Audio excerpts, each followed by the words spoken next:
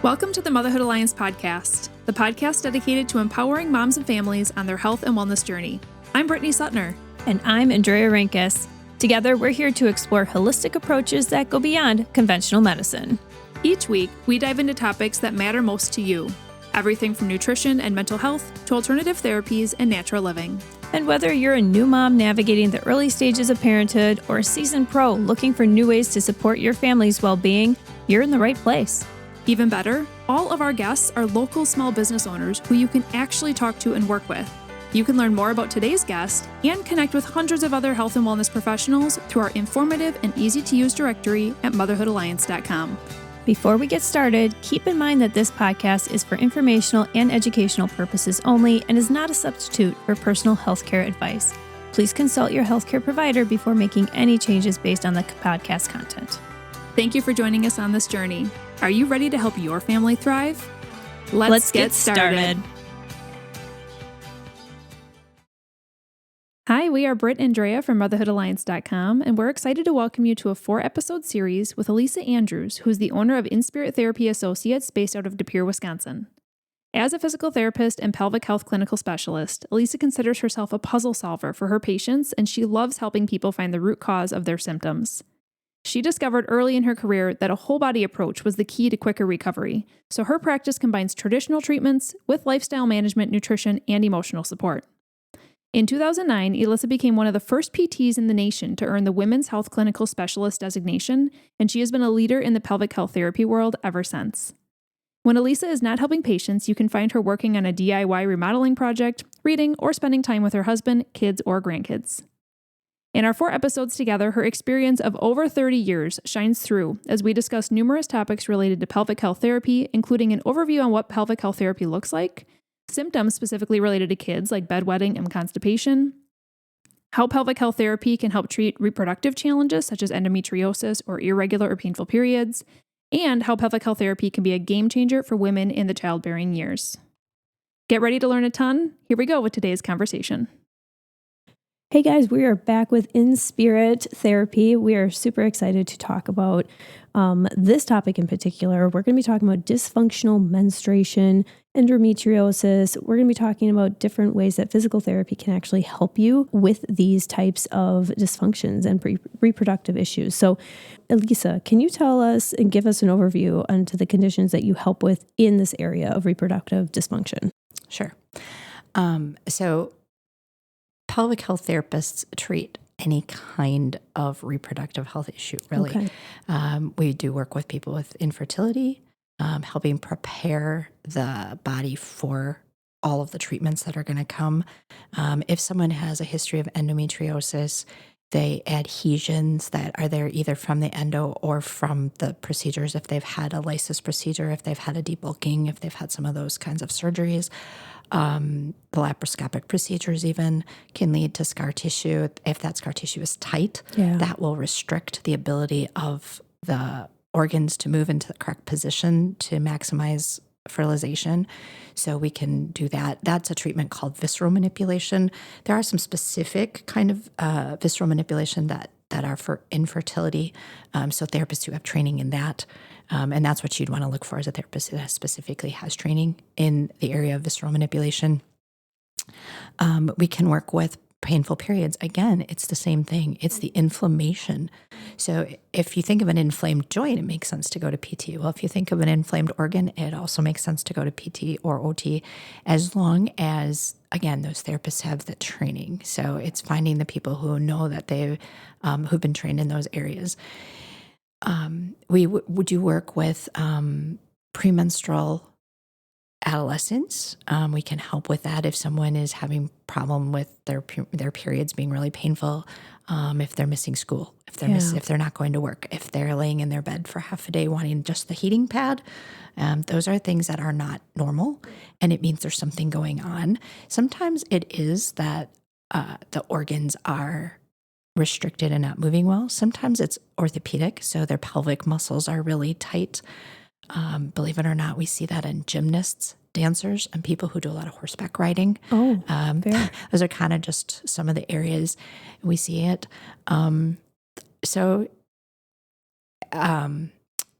you mentioned PCOS as a possible cause. We can treat people who have PCOS to help them with their pain management. And anybody who has had any kind of treatment for a reproductive cancer or any other, other medical condition that resulted in a change to their menstruation. Yeah. So, I mean, it sounds to me like if you have any of these conditions or painful periods or anything like that, I mean, you should go see a pelvic floor physical therapist or occupational therapist that can help you. I mean, it doesn't seem like you should wait on this. Yeah, no, and we will work very carefully with your other providers. So a lot of times when people are having a lot of discomfort around their period, they'll go see their providers, their MDs or nurse practitioners or whatever. And the first line is usually, well, let's see what kind of medication we can put you on. Right. Whether it's something like a NuvaRing or an E-string, or it's an oral birth control or an Nexplanon, or I don't care what it is. But the minute we start changing the hormones in your body, we start changing every symptom in your body. So, and sometimes, yes, that's warranted 100%. But it's not necessarily the only part of it. So we have to work together as providers and figure it out. My favorite is when someone comes in and they've been put on a medication and we can get rid of that. Yeah, absolutely. And there's a lot of people that don't want to be on meds or can't be. Right? Yeah. And because the side effects of the medication give them something else, right? The other thing is it's not just abdominal pain. There's a lot of people who suffer with headaches around their periods. That's very, very musculoskeletal. That is very related to the changes, the actual physical changes of the uterus and the supporting ligaments of the uterus and how they connect into the pelvis. So pelvic headaches are a very real thing. Menstrual headaches are not only hormonal. So when people come in and they're like, oh, I get severe migraines around my period and I've tried every kind of birth control. And I'm like, yep, it's not that. That is so interesting about a lot of people. I know for me, I only get backache, and I can understand that, but it's just very interesting how everybody kind of reacts differently. If we back up a little bit, I would love to hear what is normal and what's not for a period. Are our periods supposed to be completely pain-free? We're supposed to feel completely normal, or is a little bit of discomfort normal and would not be a reason to see a pelvic health therapist? Yeah, no, I think everybody's a little bit different, of course. But yeah, to be uncomfortable is one thing, but it should be something that lasts, I would say, less than a day. And it should be something that you're like, a single Tylenol will take care of it. If it's something where you're grabbing 800 milligrams of ibuprofen, no, that's more than you should have to put up with. There are a few exceptions to that, but for most people, yes. I would also say too, if you're having super heavy periods, that's another sign. Right. Yeah, and so when patients come in, often there's no medical diagnosis. So we'll help them track that down a little bit and help them find providers that can address that. Especially in the young girls, the teenagers, they come in, and I'll give an example. We had a young lady who was given birth control to help her with her headaches. Well, that gave her all kinds of other things, right? So the goal is, well, let's get you off the birth control. And they were doing, what were they doing with her? Oh, she was doing the shots. So she was so she wasn't getting a period. Oh, well, and I'm like, how are you supposed to? So what is that doing to your body? When we start depriving young bodies of the hormones they need, we are setting them up for a lifetime of osteoporosis, increased joint pain, muscle dysfunction, organ changes, potentially infertility. We don't know the rate of infertility in this country has quadrupled in people between my age and so between 30 and 50. And I think it's because we've just willy-nilly been putting people on birth control and changing the way those ovaries work. And I don't know. Yeah. I'm not a big fan of that. Yeah, right. Yeah. I love that you are looking to have a natural approach to helping women with these symptoms because, like you said, the symptoms themselves of what we're talking about here, and even endometriosis, things like that, they're pretty common nowadays, and a lot of women need help with that. How much do you feel like painful periods or endometriosis or PCOS, these things are genetic. They're very. So something that everybody needs to know, if you have endometriosis, you are born with it. Oh. You don't acquire it. It does not grow in your body. You're born with it. So it's nothing you did wrong? Nope, absolutely not. Yeah, nothing you can really keep, you can lower the symptoms, but you can't just keep away. So is that true? Well, so basically what happened is when your body was developing in utero, the cells that should have landed in your little uterus landed somewhere else. They just didn't land in the right place. That the endometriosis is, the more and more and more we study it, the more we know that it's genetic. You'll hear it now. So a woman in her 30s who's being diagnosed with it, when she mentions it, her mom will say, "Well, I had periods like that, and my sister had periods like that, and grandma had periods like that," and you'll hear it. The familial tendencies. It's not surprising to hear, to have sisters or cousins, all have that. So we are understanding more and more about the epigenesis and the actual developmental reasons for these diagnoses: PCOS, endometriosis, all of those. And as they understand that more, that's leading to better treatment. 30 years ago, not even 10 years ago, they were still doing hysterectomies. Well, why take out the part that doesn't have the problem? Because endometriosis means the tissue's outside of the uterus. Oh, okay. So doing a hysterectomy was pointless. Yeah. So, it's in the last 10 years that treatment has really improved. Okay, that's good to know. Mm-hmm. One thing I would mention is for those who are struggling with endometriosis, there's an event in March. It's called the Endometriosis Summit. It's a multi-collaborative physician, nurses, PTs event that goes on in the United States, and it is free for patients to attend either virtually or live. So Google Endometriosis Summit 2025 and get some information if you're interested. And maybe we can get a link from you and we'll just put that right in the show notes. Sure, too. That'd be great. Perfect. So in my head, I think about physical therapy as the traditional route, right? So like you come in, you get exercises, you go home, you have your homework exercises. You've talked a little bit about how you can help with scar tissue and you can help with like that the visceral manipulation and helping making sure the organs are in the right places, things like that.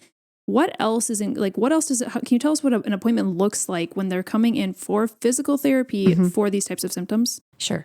So when someone comes in for pelvic therapy, the intake is going to be pretty detailed. We're going to talk about when periods started, what they look like, how they've progressed, how they've changed, what they were like, if it's an adult where there was a pregnancy in there, how were they before, how were they afterwards. But when we address someone, we're going to talk about everything from so that we'll go through all the physical stuff. We'll look at hip range of motion and a low back range of motion. We'll look at the position of the organs. We'll look at the pelvic floor muscles. Because when the pelvic floor muscles are really, really tight, they change how the pelvic organs function. They change the blood flow to the organs, and organs that don't have good blood flow are not happy organs. So a lot of times, if someone, we look and we see a lot of like swelling in the legs, they've got a lot of edema. Well, that tells me that their lymphatic system isn't draining. If your lymphatic system isn't draining well in your abdomen, you're going to have tons of bloating and pressure, not just when you have your period. You just have more when you have your period, but it means it's always there. If it's always there, that means that those organs are not getting cleaned. Like they're not getting, flushed the way they should. So that might be something. We might send them for some lymphatic therapy, or we'll include lymphatic therapy. I do some of it, but we also have a specialist in our clinic, but we'll do some lymphatic therapy in addition to the manual therapies. We also will talk about nutrition. We'll talk about supplementation. We'll talk about magnesium levels, vitamin D levels, flaxseed. We'll talk about hormone regulation. We'll talk about sleep. We'll talk about stress. We will talk about activity levels, because all of those things matter when you're trying to combat something that's an endocrine imbalance, like any one of those reproductive issues. Tell us more about the flaxseed, because that was an interesting little, very specific item that was in your list. So some of this stuff is so easy. Like flaxseed is actually a natural way to release stored estrogen. So estrogen is stored in our fat tissues. And no matter how skinny you are, you still have some of it there, and you're supposed to. But if you have too much of it and it stays there for too long, it puts you into an elevated estrogen storage system, and that's not good for our organs. So a little bit of flaxseed in your smoothie every morning, or put it on your yogurt, or however you want to take it, can help release estrogen. And not only will it make your periods feel more comfortable, potentially, increases our sexual response. Oh, there Wow. you go. Yeah. There's a little tidbit. Super interesting. Oh, I got a whole bunch of those. Maybe we should have a 5th episode about Yeah. that, huh? No, that's really interesting. This is going to take a little bit of a spin-off, but it's a question that I've had for a while. But do tampons, cups, discs, like one of them, all of them, in any way affect our pelvic health? So if you have a tendency to having hypertonicity in the pelvic floor, which means if their muscles down there are tight, if they are restricted and not moving well, excuse me, and you use one of those devices, they can tend to increase that tension. But if your pelvic floor is healthy and everything is working, no. Okay. Yeah, no, that is helpful just to have a little bit of an understanding on that, because with like the cups, I oftentimes wonder, does that create any sort of like suction? Or I actually have never used a disc, so I don't really know how those work. Yeah. And then obviously tampons they've been around for a long time, Mm-hmm. but those are the ones that tend to give you like a feeling of heaviness if it's not in like the proper position. Correct. So, But if any of those are giving you a problem, it's probably a pretty good indicator that there is something going on in the musculature of the pelvic floor that needs to be addressed. sure. And they should come see you. Well, they should see a pelvic health therapist. Right. Yes. Yes, absolutely. How would a woman know if she has a tight pelvic floor? I was just going to ask that one. Yeah. Pain is usually the first thing. So if sex is uncomfortable, or inserting a tampon or disc or cup is uncomfortable, that's probably the first thing. Constipation, stress incontinence, where all of a sudden you move and you leak and you're like, why did that happen? So there's a misconception that leaking is a sign of weakness. Most often, leaking is a sign of tension. Because when muscles are too tense, they can't contract correctly, so they can't stop the leak. When we're talking about pelvic health therapy for these specific challenges of painful periods or endometriosis, is treatment long-term? Is it short-term? Like how quickly do you see changes and results in how you feel? I mean, I have patients who are better after one visit. Like they'll come in and something's changed. I would say it varies. It varies on the age. It varies on the severity. If it's an endo patient that's had it for a long time and they need to have a surgery or something like that, they might be coming a little bit longer. I do have some patients that I'll see them 4 or 5 times and they've learned everything they need to learn, because education is huge. Teaching people to be empowered to manage these things on their own is our goal, always. So we'll do as much education as we can, and we might only see them for a few visits. Might see them back later, like after a baby or when they're pregnant, other things. But yeah, as a general rule, no, it's not a long-term ongoing management thing unless there's a change in health status. Well, one thing you said was, you have somebody that comes to you for, something like this, but then they come back to you after pregnancy. That's a point too, is that your pelvic health doesn't, just because you fix it once, doesn't mean that something doesn't change later. Right. Right. And I've got a lady, she's kind of funny. I saw her before she had her first baby. And then I saw her after birth of all of her kids. She had 3. And now she's coming to me because she's going through menopause. And there's a lot of things we can do to manage menopause. And she's like, you were my first stop, because if it has to do with down there, you're my person who's going to answer my questions. So sometimes I've been doing this long enough now that I've seen some people through all of their life changes. It's amazing. Let's just, before we close out this episode, I do want to just sit on that topic really quick though. So how can you support a woman going through menopause? Oh, that's a big one. That's a whole session. I just actually finished a menopausal certification, but we help with, again, the same things. Pelvic floor tightness, which is related to estrogen decline. When you have a decline in estrogen, it changes a lot of things. We will talk about bowel function. We'll talk about bladder function. We'll talk about sexuality. That's probably the biggest one, is maintaining your sexuality once your estrogen declines. So there's exercises for that. There's mobility things for that, mental health support. And then if we need to, we'll advocate for them to get the things they need from their physicians. Perfect. You're their wellness advocate. It's huge. I love that. I look at it as educating. Last week I had a lady came in and she needed some vaginal estrogen, and she asked her doctor, and her doctor's like, "Oh, you're supposed to age gracefully," is what he told her. So the next day in his email, he had 16 studies citing the need for vaginal estrogen in postmenopausal women. I bet. That's the thing is with you go to bat for your patients too. Like you're not afraid to professionally share information. Right. Well, being in private practice, I can do that because I don't have to worry. I don't have to worry that I'm going to get in trouble for helping my patients. Yeah, absolutely. I love that. And you can rest well at night knowing that you didn't just leave them hanging. Like they are getting the information that they need. And if they're not getting it from someone else, like you will make sure that those people are getting educated. Going back to what we talked about in the last episode, like you're not only educating your patients, but you're not afraid to like help educate other professionals as well, because you do have a lot of experience. Well, if you educate a professional, you don't help one person. Right. You exactly. help many.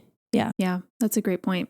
This was we covered a lot in this episode, and I feel like this is just a really interesting topic because I'll be honest, like Dre and I have worked in the pelvic health field in the personal training realm for quite a long time. And when it comes to like painful periods, I don't know if a PT would be the first person I would think of to go to. Well, now I do. Now I do. So this was just a really insightful conversation that I feel like was really awesome for so many people to hear. Absolutely. But in our last episode together, we're going to be talking specifically about what you would think about for pelvic health therapy related to the time of trying to conceive, through pregnancy, and into postpartum, and how a pelvic health PT should definitely be part of your team for that. So stay tuned for their next episode. If you enjoyed this episode, would you consider leaving a rating or review or sharing it directly with a friend who could benefit from the information? We know that you're a busy mom or caregiver, and our goal is to make your life easier by bringing tips and tricks directly from experts into your earbuds. By sharing this episode with someone you love, you can play a critical role in helping to make their life easier as well. We appreciate your time, and thank you for being a part of the Motherhood Alliance family.